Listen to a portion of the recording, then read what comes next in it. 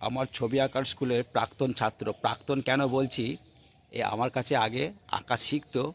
একটা বিশেষ কারণে ওর মা ওকে এখান থেকে প্রায় 10-15 কিলোমিটার দূরে নিয়ে চলে গেছে বিশেষ কারণে। ও সেখানে লেখাপড়া শেখে, সেখানে ও থাকে, সামনেই ওর হাই স্কুল। ও এখন ক্লাস 7-এ পড়ে। আমার ভীষণ প্রিয় ছাত্র। সকালবেলা এসেছে ওর মামার বাড়িতে বেড়াতে, আর আমার কাছে এর সম্পর্ক তৈরি হয়েছিল, এর সঙ্গে পরিচয় হয়েছিল আমার গাছের কুল নিয়ে। তাই ও সকালবেলা তবলা শিখতে গেছিলো, ফেরার পথে আমার কাছ থেকে আমার গাছের কুল নিয়ে যাচ্ছে। ওর ভীষণ প্রিয়, খেয়েছে, খুব মিষ্টি আমার গাছের কুল। তো ওই সকালবেলা এসেছে। নামটা বল। সুদীপ্ত ঘোষ। আচ্ছা, তুই এখন বর্তমানে কোথায় থাকিস সেটা বল। মারুলে। মাগরুলে থাকে, মানে কামারপুকুর থেকে 10-15 কিলোমিটার দূরে, যত সম্ভব। অত বেশি হবে না, তবু প্রিয় ছাত্র। ওকে দেখা করতে বলেছিলাম, ও সকালবেলা এসে দেখা করেছে। ওকে গাছে কুল দিয়েছি। ও এবার বাড়ি চলে যাবি, তাই তো? আচ্ছা, ওর মামা বাড়িতে, ওর মামা বাড়ি হচ্ছে কামারপুকুর, আমার বাড়ি থেকে কিছুটা দূরে, 1-2 মিনিটের দূরে। তো সকালবেলা এসেছে কুল নিতে। ও এবার বাড়ি ফিরে যাবে। আজকে স্কুল আছে তো, স্কুল ধরবি তো যে। তো বাসে কতক্ষণ লাগে? 25 মিনিট। আচ্ছা, 25 মিনিট লাগে। আমি কোনোদিন যদি সময় পাই যাব, ওদের গ্রাম দেখে আসবো। মাগরুল খুব ভালো গ্রাম। আমি এক দাদার বিশেষ বন্ধুর বিয়েতে বরযাত্রী হিসেবে মাগরুল গেছিলাম। সেই গ্রামটা রাতের বেলা কি আর দেখে বোঝা যায়? তো এখনও বাড়ি চলে যাবে, ওকে আমি আটকাবো না, কুল দিয়েছি। ও হাসি মুখে বাড়ি যাবে। আর আমার খুব মিষ্টি ছাত্র, কিন্তু মিস করি মাঝে মধ্যে একে। কিন্তু ও এখন তবলা শিখে। আর কি কি শিখিস তবলা শেখার পর? তবলা আর কি শিখিনি। এখন তবলাই শেখে। ওকে বলবো যদি গ্রামে যদি কোনো ছবি আঁকার স্যার থাকে, অবশ্যই ছবি আঁকা শিখতে, কারণ পড়াশোনার সঙ্গে ছবি আঁকাটা ওতপ্রোতভাবে জড়িয়ে আছে। তোকে ওকে আমি আটকাবো না, ছেড়ে দিই। তো ভালো থাকিস, মাঝে মধ্যে যখন আসবি আমার সঙ্গে দেখা করবি, ঠিক আছে? আমার ছাত্রটি আঁকতে আসছে, ওই যে দেখতে পাচ্ছেন, ওই গেট দিয়ে আসবে। এই ছাত্রটি আমার ভীষণ প্রিয়, 5ম শ্রেণীতে পড়ে। খুব মিষ্টি দেখতে, কিন্তু ভীষণ ভালোবাসি, সন্তানের মতো। আসছে, একটু মুখটা দেখিয়ে আসো। দেখেছো, হাসি মুখে ঠান্ডার মধ্যে। ওপরে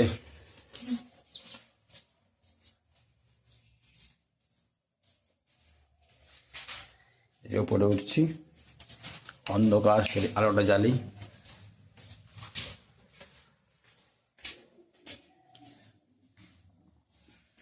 গেটটা খোল। দেখ তো চাবি দেওয়া আছে কিনা। চাবি দেওয়া আছে। ছাত্রটিকে আমি চাবি দিয়ে দিয়েছি। আমার স্কুলের রুম খুলছে। আমার খুব মিষ্টি ছাত্র, বিশ্বাসী ছাত্র, 5ম শ্রেণীতে পড়ে। এই ঠান্ডার মধ্যে দেখুন ছবি আঁকতে এসেছে। আগে জানালাটা যে খোল। ওই যে দক্ষিণ দিকে জানালাটা খুলে দেওয়া হলো। আর তোর পছন্দের জায়গাটায় বসে পড়। হ্যাঁ, এখন খুলছে। আর পছন্দের জায়গাটায় বসে পড়। ওইটি ওর পছন্দের জায়গা। আমার এই ছাত্রটি দেখলাম হেঁটে হেঁটে আসছে। কারণটা জিজ্ঞেস করি, সাইকেল কি হলো? সাইকেলটা আছে ঘরে। ঘরে আছে। ভেঙে গেছে। আর তুই সকালবেলা হেঁটে এসে জানি হাঁটা কত ভালো সকালবেলা। তোর ভুঁড়িটা একটু কমবে, স্বাস্থ্যটা ভালো হবে, তাই তো? আর কটার সময় ঘুম থেকে উঠেছিস জানিস নাকি? এই তো একটু আগে উঠলাম। একটু আগে উঠেছিস? খালি পেটে এসছিস? না, চা খেয়েছি। কি চা খেয়ে এসছিস? শুধু চা? দাঁড়ান, ওকে আমি একটা জিনিস দিই, ও খাবে, সেটা আপনারা দেখবেন। ছাত্রটিকে আমি এই টাইগার বিস্কুটটি দিয়েছি। লেখাটা দেখাও তো।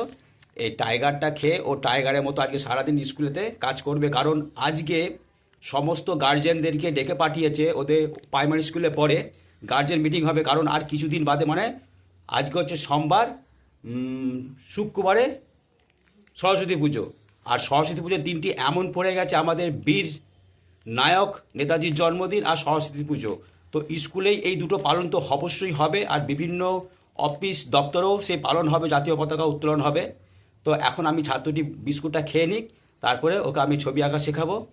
আর ওর একটি মিষ্টি মুখ নেবো। দেখি গালটা দেখি। আর আমাকে একটু দাও। হ্যাঁ, এই তো হলো। এইভাবেই তো জীবনটা কেটে যাবে, তাই তো নাকি? হ্যাঁ।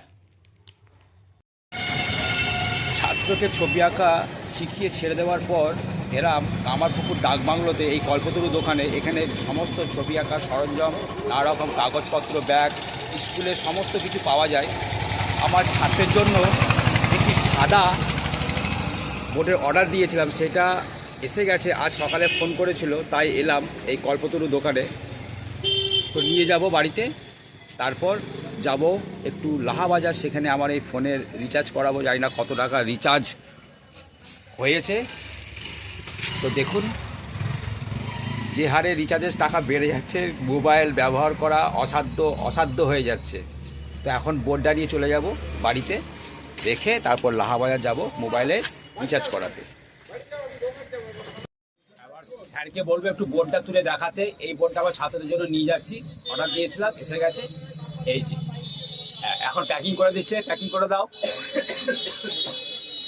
এই যে বোর্ডটা সব খবরের কাগজে সুন্দর করে প্যাকিং করে দিচ্ছে। এই হচ্ছে দোকান, আর আমি এসছি ওই দিক থেকে। আর এই হচ্ছে দোকান, আর সামনেই হচ্ছে ডাকবাংলো, তাই এই জায়গাটির নাম কামারপুকুর ডাকবাংলো। এই যে দোকান থেকে আপনাদেরকে এই ডাকবাংলোর ব্যস্ততা তুলে ধরছি। আর আমি যাব এই উত্তর দিক ধরে আমার বাড়িতে। আর ওই হচ্ছে ডাকবাংলো, ওখানে রামকৃষ্ণদেব, মা সারদা, বিবেকানন্দের স্ট্যাচু বসানো আছে গেটের সামনেই। এখন আমি চলে এসেছি কামারপুকুর লাহাবাজারে। এখানে আমি আমার মোবাইলে রিচার্জ করব। জানি না কত টাকা রিচার্জ বেড়েছে, শুনছিলাম যে নাকি অনেক টাকা বেড়ে গেছে রিচার্জ। তো দোকানদার একটু কোথায় গেছে, আসছে। এই হচ্ছে দোকান, এখানে আমি সমস্ত রকমের জেরক্স আর ছবি টবি বাঁধিয়ে নিয়ে যাই, আর এখানে আমি মোবাইল রিচার্জ করি। আমার পিছনে হচ্ছে লাহাবাজারের মোড়, আর ওই পূর্ব দিকটা হচ্ছে কামারপুকুর শ্রীরামকৃষ্ণদেবের জন্মস্থান। এখান থেকে মাত্র পায়ে হাঁটা পথ 2 মিনিটে। দোকানদার চলে এসছে, এখন আমি রিচার্জ করব মোবাইলের, জানি না কত টাকা। এই হচ্ছে দোকান, দোকানদার চলে এসছে। নেটওয়ার্কে একটু প্রবলেম আছে বলে একটু পরে পাঠাচ্ছে। আমার রিচার্জ হয়ে গেছে। এই যে লাহাবাজার দেখিয়ে দিচ্ছি, দেখুন এই সে আমার লাহাবাজার। আমি এই দোকানেই মোবাইলে রিচার্জ করি, দেখতেই পাচ্ছেন সেই দোকান। আর এই দিকটাই করে হচ্ছে রামকৃষ্ণদেবের জন্মস্থান। তো আমি এখন বাড়ি ফিরবো না, আমি এখন একটু আড্ডা দেবো জল ট্যাঙ্কে। চলুন ওখানে যাওয়া যাক। আর দেখতে থাকুন পরিবারকে নিয়ে নিত্য প্রতিদিন ভিডিও রামধন চ্যানেলের পক্ষ থেকে। লাহাবাজার থেকে মোবাইল রিচার্জ করে আসার পর চলে এলাম জল ট্যাঙ্কে। এখানে আমার বন্ধুর দোকান, দেখতে পাচ্ছেন বড় করে লেখা আছে হ্যাভেলস লাইট হাউস, একদম জল ট্যাঙ্কের সন্নিকট দোকানটি। আমি এখন ভেতরে ঢুকবো। আর মোবাইল রিচার্জের টাকা একই আছে, 350, এখনও বাড়েনি। দোকানদার বলল বাড়বে মার্চ মাস থেকে। যতদিন না বাড়ে ততদিন মোবাইলটার মধ্যে আমি ব্যবহার করতে পারবো, আপনাদের ব্লগ বানাতে পারবো, আপনাদের দেখাতে পারবো। তো যাই হোক, ঠাকুর যা করে মঙ্গলের জন্যই করে। যতদিন না বাড়ে আমাদের সাধারণ মানুষের মধ্যে ততদূরই আনন্দ থাকবে। আর রিচার্জ বেড়ে গেলে কি করে যে রিচার্জ করব, সেটাই এখন ভাবনার বিষয়। তো এখন আমি আমার বন্ধুর দোকানে ঢুকছি। তার আগে আর একটা বলে দিই, আমার এই বন্ধুর দোকানের পাশে একটি গুরুত্বপূর্ণ চেম্বার আছে, কল্পতরু ফিজিওথেরাপি সেন্টার। এই কল্পতরু ফিজিওথেরাপি সেন্টার কামারপুকুরে একমাত্র ফিজিওথেরাপিস্ট, যিনি হাসি মুখে অনেক কঠিন কঠিন মানুষের অসুস্থকে সুস্থ করে তুলছেন। ওনার ম্যাজিক বলবো না, ওনার অভিজ্ঞতার দ্বারাই। এখানে আমি অনেক রকম পেশেন্টকে আসতে দেখেছি, যারা দাঁড়িয়ে চেম্বারে ঢুকতে পারেনি, কষ্ট দেখলে চোখ দিয়ে জল বেরিয়ে আসে। এখন তিনি ভেতরে রোগীকে চিকিৎসা করছেন। এখানে প্রচুর পেশেন্ট আসে। উনি আমাদের চোখে ভগবান, কারণ একটা মানুষকে সুস্থ করার দায়িত্ব যেমন ডাক্তারের, তেমনি সুস্থ হবার চ্যালেঞ্জ রাখতে হবে। সেই যিনি অসুস্থ হয়েছেন তাকে বলতে হবে, তাকে মনে মনে শপথ নিতে হবে যে আমি সুস্থ হবই। ডাক্তারবাবু যা নির্দেশ দিয়েছে সেই নির্দেশ আমি অক্ষরে অক্ষরে পালন করব। পেশেন্টরা যদি আনাড়ি হয়, ডাক্তারবাবুরা যা পরামর্শ দেয় যদি সেটা পেশেন্টরা না শোনে, কিন্তু ডাক্তার পারবে না সে পেশেন্টকে সুস্থ করে তুলতে। আমিও এসেছিলাম একদিন, 14 দিনের ট্রিটমেন্ট করেছি, আমার হাতটা ফুলে গেছিলো। তিনি অনেক যত্ন নিয়ে আমাকে সুস্থ করে তুলেছেন। তাই ডাক্তারবাবুর সঙ্গে আমার সুসম্পর্ক। ডাক্তারবাবু এখন ভেতরে চেম্বারে পেশেন্টকে দেখছেন। এখন আমি ঢুকবো আমার পাশে আমার এক পুরাতন প্রাণের বন্ধু রঞ্জনের দোকানে এসেছি, লাইট হাউসে। ওই যে চাপা পড়ে গেছে দেখুন মালের ভেতরে, আর খুব কম কথা বলে। আর গান, কিশোর কুমারের গান, কুমার শানুর গান ও সব মুখস্থ। আমি এসেছি ওর কাছে একটা ভিডিও বানাবো ফেসবুকে দেওয়ার জন্য। আমার বন্ধুটি গানের প্রিপারেশান নিচ্ছে, ও খুব ব্যস্ত। আর বলে দিই, আমার বন্ধুটি কিন্তু রাম লক্ষ্মণের বাবা, মানে 2 সন্তানের পিতা। একটা ছেলে পড়ছে ক্লাস 4-এ, আর একজনের এই সবে পৃথিবীর জন্ম নিয়েছে, এখন বাড়িতে হামাগুড়ি দিচ্ছে। আমার এই বন্ধুটিকে দেখে নিন। বন্ধু, একবার তুই মুখটা দেখাও তো। ওই দেখো। তো দেখতে থাকুন রামধনু চ্যানেলের পক্ষ থেকে পরিবারকে নিয়ে নিত্য প্রতিদিন ভিডিও। কি জানি না আপনাদেরকে সারাদিন কি দেখাতে পারবো। তো চলছে আজ 20 জানুয়ারি সোমবার 2026 সাল। আমাকে ফিজিওথেরাপিস্ট যিনি ডাক্তারবাবু যিনি ডাকছেন, তার সঙ্গে ওনার সঙ্গে একটু কথা বলি। কামারপুকুরের যিনি ভগবান, সে ফিজিওথেরাপিস্ট ডক্টর সমীর চ্যাটার্জির চেম্বারে আমাকে ঢোকানোর অনুমতি দিয়েছেন।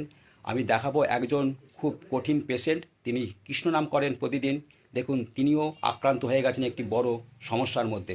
এখন ডাক্তারবাবু ওনাকে সেই সুস্থতা করে তুলছেন। আমি সেই ভিডিও আপনাদেরকে সরাসরি দেখাচ্ছি চেম্বারের ভেতরে ঢুকি। তো দেখতে থাকুন। ওই যে সামনে পিচ রাস্তা, জল ট্যাঙ্কের একদম সন্নিকট ডাক্তারবাবুর চেম্বারের নাম কল্পতরু ফিজিওথেরাপি সেন্টার। উনি বহু বছর ধরে এই জায়গাতে বিভিন্ন রকমের পেশেন্ট দেখে আসছেন। একজন খুব কঠিন পেশেন্ট এসেছেন, তিনি ভেতরে চিকিৎসা করছেন। এই হচ্ছে ওনার চেম্বারের গেট। আর এই যেখানে পেশেন্টরা আছে দেখতেই পাচ্ছেন, এই যে বসে আছে। আমি এই পর্দা ঠেলে ভেতরে ঢুকবো, দেখাবো ডাক্তারবাবু চিকিৎসা করছেন। দেখতে পাচ্ছেন পেশেন্ট শুয়ে আছে। আর ওই যে আমাদের ভগবান ডক্টর সমীর চ্যাটার্জি, উনি দেখুন, এনার যত্নের কোনো তুলনা দেওয়া যাবে না। আমার ভগবান, আমি একদিন 14 দিনের জন্য এনার কাছে এসেছিলাম ফিজিওথেরাপি করতে, সুস্থ হয়ে গেছি। ডাক্তারবাবুরা যা পরামর্শ দেন রুগীদেরকে বা পেশেন্টদেরকে, যদি সেটা অক্ষরে অক্ষরে পালন করেন, রুগী সুস্থ হতে বাধ্য। কিছু পেশেন্ট আছে মিথ্যে কথা বলে ডাক্তারবাবুর কাছে এসে ডাক্তারবাবুর মন বিভ্রান্ত করে তোলে। সেসব পেশেন্টদেরকে বলবো, যারা আমার ভিডিও দেখছেন, ডাক্তারবাবুর কথা মানুন।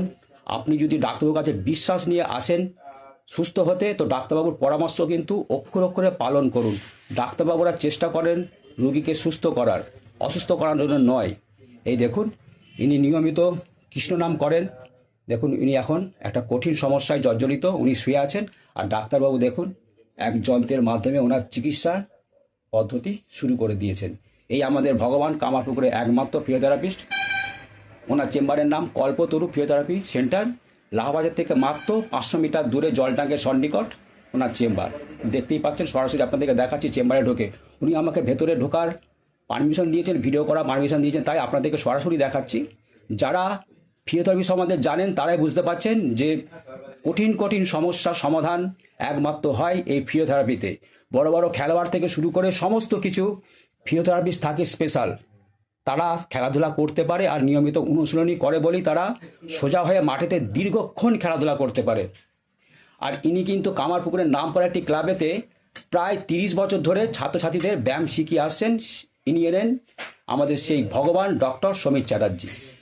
উনি এখন পেশেন্টকে চিকিৎসা করছেন, এই ভিডিও আপনাদের তুলে ধরলাম। আচ্ছা, ডাক্তারবাবুর চেম্বার থেকে আমি চলে এলাম পাশের রুমে, আমার এই বন্ধুর দোকানে লাইট হাউস। আমি বন্ধুকে রিকোয়েস্ট করব, ওনার কাজে একটু ব্যস্ত আছে দেখতে পাচ্ছেন। আর দোকানটা ঘুরিয়ে দেখিয়ে দিই, দেখুন এই হচ্ছে আমার বন্ধুর দোকান। মাঝে মধ্যে আমাকে বাইরে বার করে দেয়, জানি না কী ব্যবহার আমার সঙ্গে করে, কতদিনের চিরশত্রুতা। দেখতে পাচ্ছি লাইট হাউসের সমস্ত কিছু ডিলারশিপ নেওয়া আছে।